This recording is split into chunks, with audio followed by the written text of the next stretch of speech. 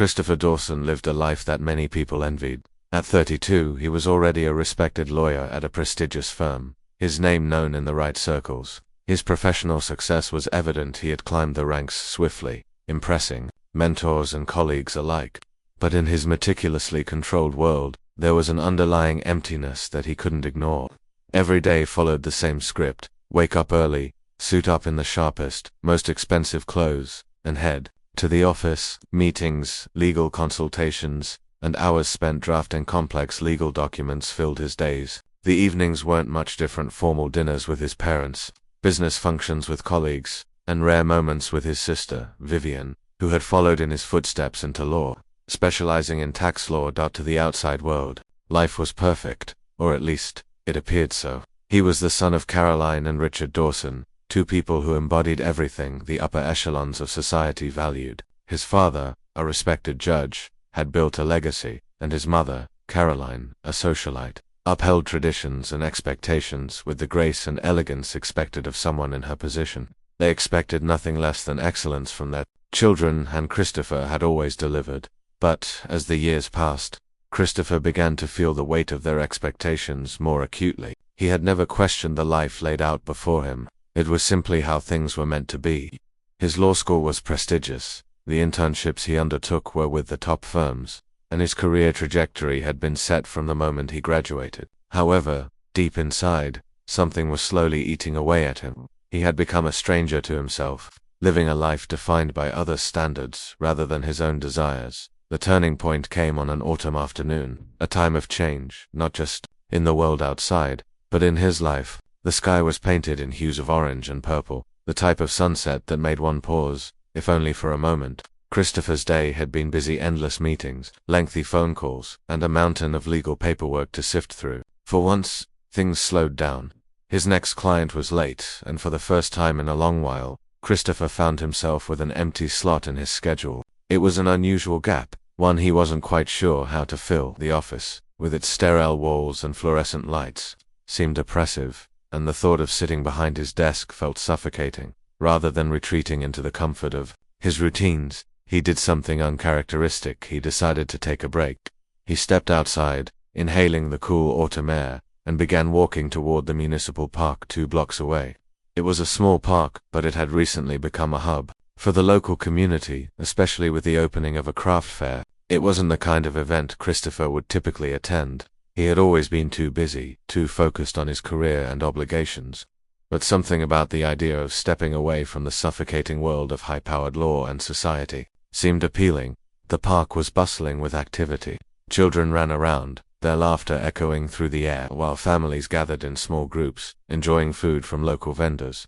There was a sense of freedom, a lightness that Christopher hadn't experienced in years. The atmosphere was a stark contrast to the highly structured, predictable events he was accustomed to: the formal dinners, the corporate parties, the endless handshakes with people who only saw him for what he represented, a successful lawyer. Christopher walked through the stalls. He felt like a stranger. His tailored suit, a perfect fit that spoke of wealth and status, felt out of place among the casual attire of the fairgoers. He glanced around, his eyes scanning the various booths, selling handmade jewelry, pottery, and artisanal crafts. Most of the products were colorful, vibrant, nothing like the black and white world he had become so accustomed to. Then, as if by fate, his gaze landed on a stall that seemed to glow in the afternoon light. There was something magnetic about it, its profusion of necklaces, bracelets, and earrings, each one uniquely crafted. But what truly caught his attention wasn't just the jewelry, it was the woman behind the table. She was striking, with brown hair streaked with purple and blue, her linen jumpsuit adorned with hand-painted designs. Her smile was wide, genuine, and radiated a warmth that Christopher had almost forgotten existed. In that moment he felt a strange tug in his chest, something he couldn't quite name. "Can I help you find something special?" she asked, her voice friendly and inviting. Christopher snapped out of his reverie and found himself at a loss for words. He wasn't sure if he was more interested in the jewelry or the woman herself. "I'm just looking," he replied, trying to sound casual, though he couldn't help but notice how comfortable he felt in her presence. There was something about her that was different from anyone he had met in his world: her ease, her authenticity, her lack of pretense. "Looking for a gift for someone?" she asked, her smile growing as she organized the necklaces on the table. "Girlfriend, wife, Christopher chuckled nervously. Actually, no. I'm single, he said, feeling his cheeks flush. But maybe something. For my mother, her birthday is coming up soon. The woman Sunny, as he later learned, brightened at this. Oh, that's sweet. Let me show you something that might be perfect for her.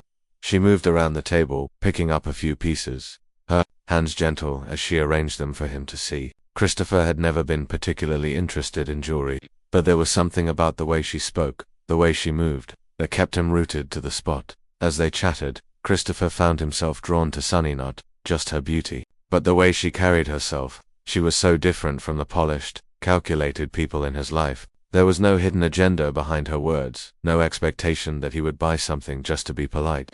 She was simply being herself, and it made Christopher feel like he could do the same.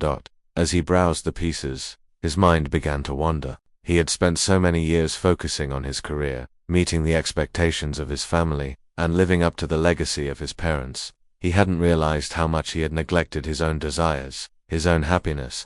Sunny seemed to live in a world where things weren't so rigid, so structured. She was part of a world that Christopher had only seen from the outside, a world of color, of spontaneity, of passion. By the time he had selected a necklace for his mother, a beautiful piece of colorful stones, interwoven with small wooden details, felt something stir inside him. He wasn't just buying a gift for his mother, he was buying something for himself, something that made him feel alive, something that reminded him that there was more to life than just following the rules. Sunny wrapped the gift, and as she did, Christopher found himself wanting to know more about her art, about her life. He felt an urge to connect, to learn about this woman who had, without realizing it, cracked open the door to a world he had forgotten existed. Would you mind if I got your number? He asked before he left. Just in case I want to buy more pieces. Sunny smiled mischievously. Of course, I'd love that. She handed him a colorful card with her contact details and Instagram handle. As Christopher walked away, he couldn't help but glance back at the booth. For the first time in a long while, he felt a sense of curiosity about something, or rather, someone that wasn't part of the world he had built for himself. He didn't know it yet, but this simple encounter, this random detour in his day, would change the course of his life forever. That evening, Christopher sat alone in his sleek, modern apartment, his mind buzzing with thoughts that were far from his usual routine. The day had begun like any other, pressing matters at work, family obligations, and the familiar rhythm of his life. But now, after his encounter with Sunny, everything felt different. It wasn't just the necklace for his mother, or the casual conversation with the colorful artist. It was something deeper, something that was stirring in him, slowly, but surely. Sunny was unlike anyone he had ever known. She was a contradiction to everything he had been taught to value, where his life had been molded by structure, success, and predictability. Hers was born out of freedom, art, and authenticity. Christopher found himself unable to shake the image of her away. Her hair shimmered in the sunlight, the ease with which she spoke, and the way her vibrant clothing seemed to represent everything his life lacked. Her world was messy, chaotic, yet full of beauty. He had always viewed beauty as something ordered and refined, something to be appreciated from a distance. But with her, beauty was something to be lived, experienced, and shared. Sitting at his desk that evening, he found himself staring at the card she had given him, her name, her number, her Instagram handle, all written on a piece of colorful paper that seemed to pulse with the same energy she had radiated. It was ridiculous, he thought. Here he was, a respected lawyer, a man whose life had been defined by precision and control, thinking about calling an artist he had met only hours ago. But as he stared at the card, he realized something. He didn't want to return to the monotony of his structured world. He wanted more than what his family, his career, and his past had offered him. He wanted something real, something spontaneous, something that would remind him what it was like to feel alive, without giving it much more thought. Christopher found his phone and typed a quick message to Sunny. I guess my mother wasn't ready for your artistic creations. I'd like to know more about your work. Maybe a coffee. Christopher, the guy in the suit at the park. He hesitated for a moment before hitting send, almost second-guessing himself. What was he doing? He was a lawyer, a person who didn't usually take risks or make impulsive decisions. But then again, when was the last time he had done something out of the ordinary? Much to his surprise, Sunny replied almost instantly, Don't worry, my art isn't for everyone. Coffee tomorrow at 2 p.m. I know a place where even lawyers in suits feel at ease. Christopher's heart raced as he read her reply. It was simple, unpretentious, and exactly what he needed. He made a mental note of the time and place. Tomorrow at 2, it felt like a chance to step out of his well-defined world and into something completely unknown. The next day, Christopher walked to the coffee shop Sonny had mentioned. It was a small, cozy cafe tucked away on a quiet street, far removed from the bustling business district he was used to.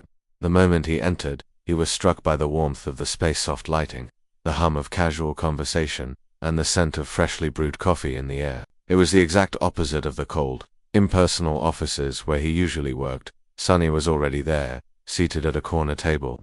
She looked as vibrant as ever, her purple and blue streaks of hair standing out against the backdrop of cozy, mismatched furniture. She wore a simple white blouse and faded jeans, but there was an effortless beauty about her. She didn't care about appearances or status, and it was that freedom that Christopher found so appealing. "Hi, Christopher," she said as he approached, standing up with a smile that seemed to light up the entire room.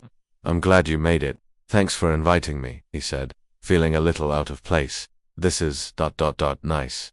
Not what I'm used to." Sonny laughed lightly. "I figured it might be a little different from your usual hangouts," she said, motioning for him to sit down. "But I promise, this place makes even lawyers feel at ease."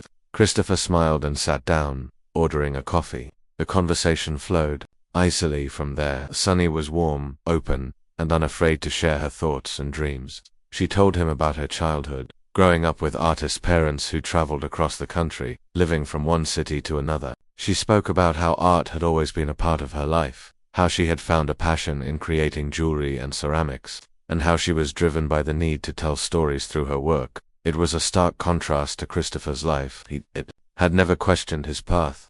Law was the family business, and he had never thought of doing anything else. But as he listened to Sonny talk about her experiences, her freedom, and her authenticity, something inside him shifted. He felt a longing for that same sense of liberation, the ability to live in the moment and embrace life as it came. They spent hours talking about everything and nothing. The conversation was effortless, the kind that felt like it had been brewing for years, even though they had only just met. Christopher couldn't remember the last time he had felt so at ease with someone. Sonny wasn't trying to impress him or sell him anything. She was just being herself, and that was all he needed. Before he knew it, the afternoon had turned into evening, and Christopher realized he had missed several calls from the office. As he stood up to leave, he felt a pang of regret. He didn't want the conversation to end. He didn't want to go back to his rigid life of meetings and deadlines. "Would you like to go for a walk?" he asked impulsively, not ready to say goodbye. Sonny smiled and nodded. "Sure, I'd love that." The walk turned into dinner, and dinner turned into a spontaneous weekend getaway to a small coastal town, a place Sonny had always wanted to visit. They spent the entire weekend exploring, walking along the beach, trying local foods, and losing track of time. By the time they returned to the city, Christopher felt like a different person. He had left behind the rigid structure of his former life and embraced something unknown, something far more exciting than he had ever imagined. Sonny had brought color back into his life. She had reminded him that there was more to living than following the predictable path that had been laid out for him. For the first time, Christopher realized that he was allowed to choose his own destiny. He didn't have to live by the rules of his family or society's expectations. He could live for himself. When Christopher introduced Sonny to his family, he braced himself for their reaction. He had known them all his life, and he knew how they valued status, appearances, and tradition. But even so, he couldn't help but feel a sense of excitement as he waited for their judgment.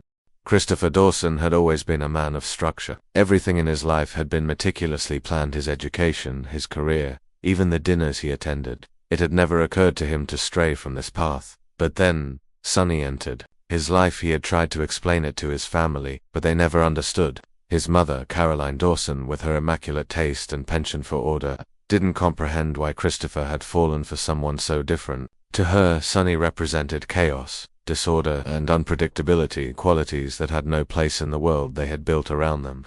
His father, Richard Dawson, a stoic man who had built his wealth on predictable investments and family connections, was even more concerned. His daughter, Vivian, a successful tax lawyer, simply did not get it.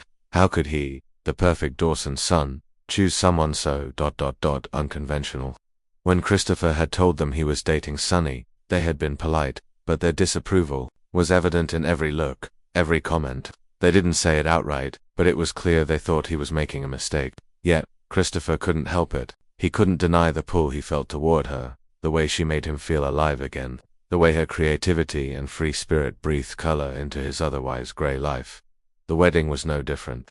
His family reluctantly agreed to attend, though. It was clear they were not happy with the decision. They were still upset by the informality of it all. Christopher's father had hinted several times that he should have at least considered a more traditional ceremony, one more fitting of the Dawson name. But Christopher was resolute. He loved Sunny, and he loved how she made him feel free, authentic, and alive. Their wedding, held in a small, intimate backyard ceremony, was a direct contradiction to the grand, lavish weddings his family would have preferred. There were no tuxedos or ball gowns, no expensive catering or formalities. Instead, there were wildflowers, homemade decorations, and a sense of intimacy that Christopher had never experienced before yet. Despite the joy he felt, doubts still lingered in his mind, like ghosts from his past.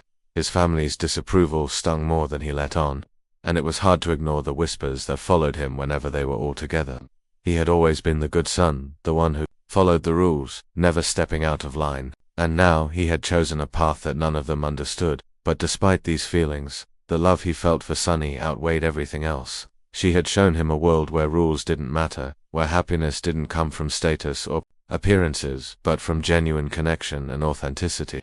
Every moment he spent with her was like an adventure, an exploration into a world he had never known, a world that was free, vibrant, and full of surprises. When they moved into their modest home on the outskirts of the city, it felt like a new beginning. Christopher continued his legal career, but he also worked with artists and small entrepreneurs, helping them navigate legal matters. It was a way for him to stay connected to his roots while embracing the life he wanted with Sunny. And Sunny, for her part, had set up her studio in a sunny room in their new house, teaching art classes to children on Saturdays. Their home was an eclectic mix of their two worlds, Christopher's organized office and Sunny's vibrant, chaotic studio. It was imperfect, just like them, but it worked. The blending of their two worlds wasn't always easy. There were moments of tension, moments when Christopher's old life called to him, reminding him of the comfort and predictability of the past. But there was something in Sunny's world that made it all worth it. It was real, it was raw, and it was exactly what he had been missing. That, as Christopher's 35th birthday approached, Sunny began planning a special celebration. It would be simple, intimate, and full of love, the kind of celebration that felt true to them. She envisioned a backyard barbecue, with friends gathered around a long table under the oak tree, garlands of flowers hanging from the branches, and lights strung overhead. There would be no fancy catering, no formal speeches, just people they loved, food they enjoyed, and music that made them feel alive. "I was thinking of inviting your family too," Sunny suggested one evening, her voice a little hesitant. "I know, we're not exactly close, but it's your birthday."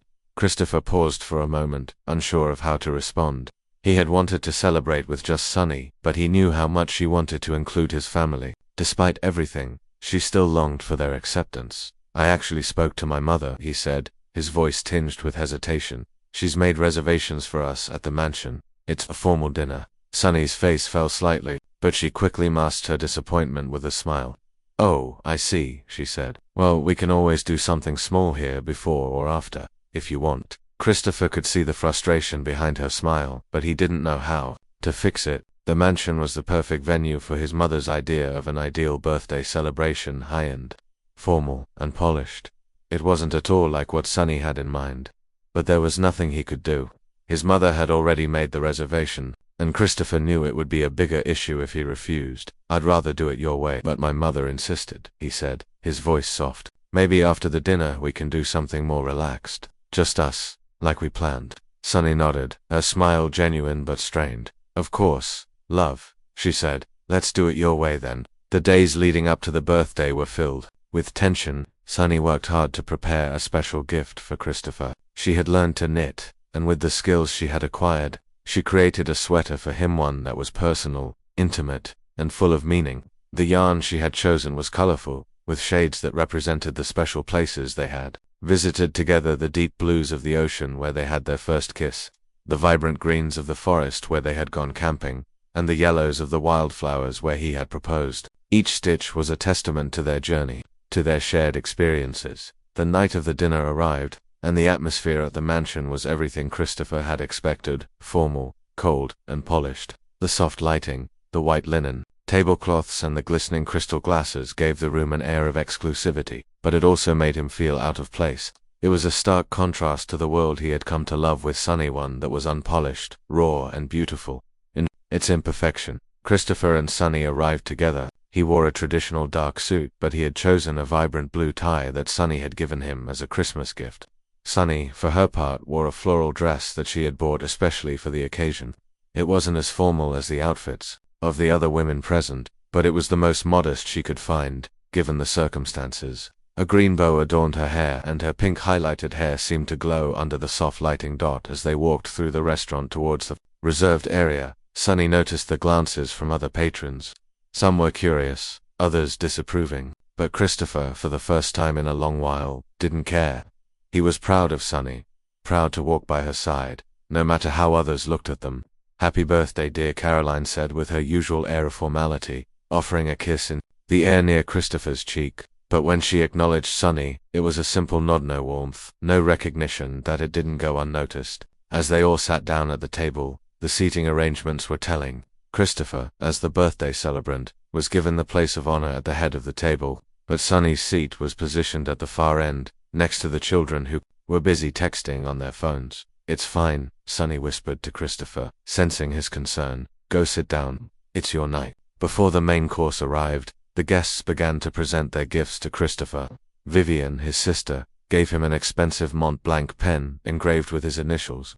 His father presented him with a luxurious Italian leather briefcase, while colleagues from work gave him bottles of rare wine and designer ties. When it was Sunny's turn, she stood up shyly and walked over to Christopher, handing him a small package wrapped in colorful handmade paper. "Happy birthday, my love," she said softly, hugging him briefly and planting a quick kiss on his cheek.